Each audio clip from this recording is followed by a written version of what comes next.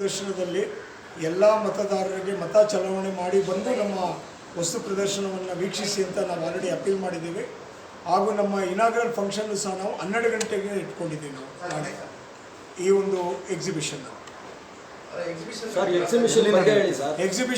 ಈ ಒಂದು ಕೆಪ್ಲೆಕ್ಸ್ ಎಕ್ಸಿಬಿಷನ್ ಬಂದು ಕೆಪ್ಲೆಕ್ಸ್ 24 ನಾಳೆ 26ರಿಂದ 29ರವರೆಗೂ ಬೆಂಗಳೂರು ಅಂತಾರಾಷ್ಟ್ರೀಯ ವಸ್ತು ಪ್ರದರ್ಶನ ಸ್ಥಳದಲ್ಲಿ ನಡೆಯಲಿದೆ. ಈ ವಸ್ತು ಪ್ರದರ್ಶನದಲ್ಲಿ 200ಕ್ಕೂ ಹೆಚ್ಚು ಅಂತಾರಾಷ್ಟ್ರೀಯ ಮಟ್ಟದ ಕೈಗಾರಿಕೋದ್ಯಮಿಗಳು ಅವರ ವಸ್ತುಗಳನ್ನು ಇಲ್ಲಿ ಪ್ರದರ್ಶನ ಮಾಡ್ತಾ ಇದ್ದಾರೆ. ಹಾಗೂ ಲೈವ್ ಆಗಿ ಸುಮಾರು ಒಂದು 20 ಮೆಷಿನ್ನು ಹಾಗೂ ತ್ಯಾಜ್ಯ ಬಳಕೆ ಬಗ್ಗೆ, ಪ್ಲಾಸ್ಟಿಕ್ ತ್ಯಾಜ್ಯ ಬಳಕೆಯ ಬಗ್ಗೆ ಸಹ ಲೈವ್ ಮೆಷಿನ್ಸ್ನ ನಾವಿಲ್ಲಿ ಡೆಮಾನ್ಸ್ಟ್ರೇಟ್ ಮಾಡ್ತಾ ಇದ್ದೀವಿ. ಈ ಒಂದು ಎಕ್ಸಿಬಿಷನ್ಗೆ ಕರ್ನಾಟಕದಿಂದ ಎಲ್ಲ ಕಾಲೇಜು ವಿದ್ಯಾರ್ಥಿಗಳನ್ನ, ಎಲ್ಲ ರೀತಿಯ ಗೌರ್ಮೆಂಟ್ ಏಜೆನ್ಸಿಗಳನ್ನ ನಾವು ಇನ್ವೈಟ್ ಮಾಡಿದ್ದೀವಿ.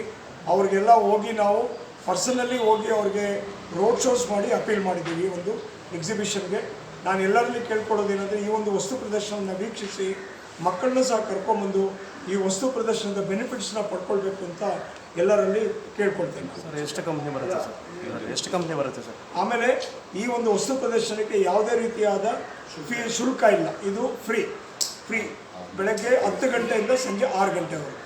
ಯಾರಾದರೂ ಮುಖ್ಯವಾದ ವ್ಯಕ್ತಿಗಳು ಬರ್ತಿದ್ದಾರೆ ಸರ್?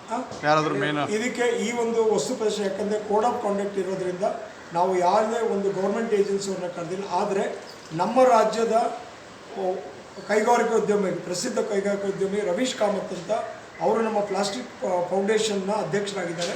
ಅವರನ್ನು ಇದಕ್ಕೆ ಮುಖ್ಯ ಅತಿಥಿಗಳಾಗಿ ನಾವು ಆಹ್ವಾನಿಸ್ತೀವಿ. ಎಷ್ಟು ಕಂಪ್ನಿ ಭಾಗವಹಿಸುತ್ತೆ ಸರ್? ಕಾಸಿ ಅಧ್ಯಕ್ಷರು ಮತ್ತು FKC ಅಧ್ಯಕ್ಷರು ಇಬ್ಬರು ಸಹ ಬರ್ತಾ ಇದ್ದಾರೆ. ಎಷ್ಟು ಕಂಪ್ನಿ ಭಾಗವಹಿಸುತ್ತೆ? ಒಟ್ಟು 200 ಕಂಪನಿಗಳು ಭಾಗವಹಿಸ್ತಾ ಇದ್ದಾರೆ. Location BIC nice road, Madavara. Thank you. Thank you.